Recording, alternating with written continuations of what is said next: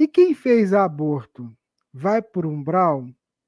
Depende muito da condição do espírito, porque o que vale para nós não é o ato feito, mas é o quanto existe dentro dos nossos corações daquilo que nós fizemos. Existem muitas pessoas que acham que Deus pune as pessoas pelos atos que elas cometem. E não é verdade. Imagine se você pegasse um homem adulto, forte, saudável, que pegasse uma criança pequena, uma criança de 3 anos, 2 anos, sei lá, pegasse uma faca e enfiasse essa faca dentro da barriga dessa criança e rasgasse até em cima, até perto do pescoço, e tirasse todas as vísceras dessa criança de dentro, cortasse um pedaço do intestino fora. Um ser que faz uma coisa dessa merece o quê? Não digo que ele merece, porque eu estou falando de um cirurgião. Ele estava operando a criança, e aí ele teve que cortar e tirar as vísceras, porque a criança estava com câncer no intestino. Então, não são os atos que nos medem diante da lei de Deus, é a intenção dos nossos atos. E dentro da intenção dos nossos atos existe a compreensão sobre o que é o certo e o que é errado.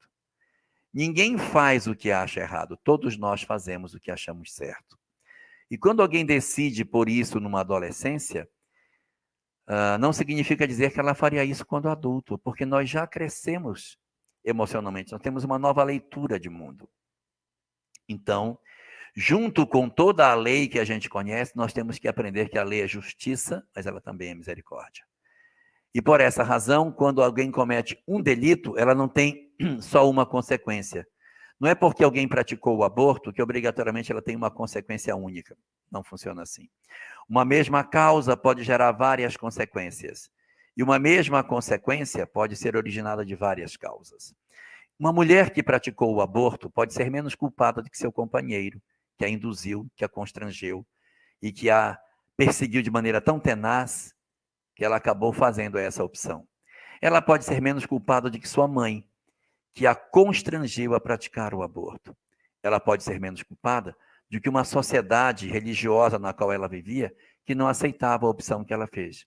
Ela não terá culpa, então? Tem. Mas a parcela é sempre graduada de acordo com o grau de compreensão que nós temos sobre as coisas. Então, quando alguém pratica esse ato, muitas coisas podem acontecer com ela. Por exemplo, ela pode ser alguém que numa próxima existência pode nascer com dificuldade para engravidar. Tenta, não consegue, tenta, não consegue. Lá pela quarta, quinta vez vai conseguir uma gravidez, ou não consegue. Tem muita dificuldade, possui inflamações recorrentes uterinas ou das trompas, e esse processo dificulta ou até torna a mulher infértil, ela não consegue uma reprodução saudável.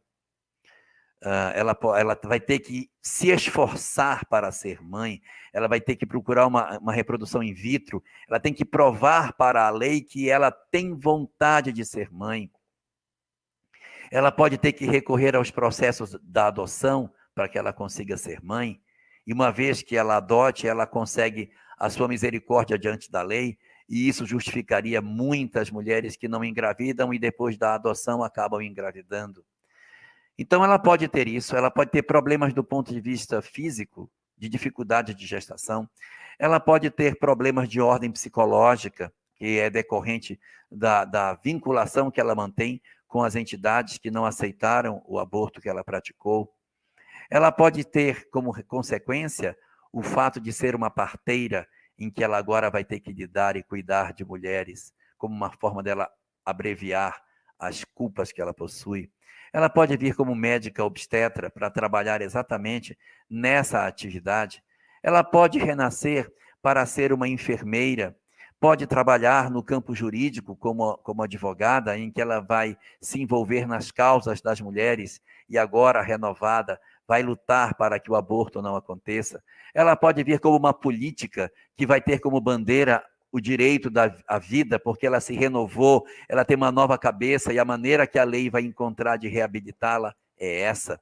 E ela pode, além de todas essas possibilidades, ter uma outra consequência chamada maternidade abençoada, na qual a misericórdia, cobrindo a justiça, oferece para ela um lar plenamente saudável. em que ela não vai precisar tantos conflitos para se resolver, porque ela já conseguiu se resolver antes que a lei a alcançasse. O objetivo da lei de Deus não é nos punir, é nos educar. Se nós já nos educamos diante do erro que cometemos, para que punir? Não há objetivo mais. Então, basta apenas usufruir da bênção de ser mãe com filhos amados, numa condição plenamente saudável, para que a gente consiga concretizar o grande sonho de perpetuarmos entre nós os laços de afeto que Deus quer que nós assim cultivemos.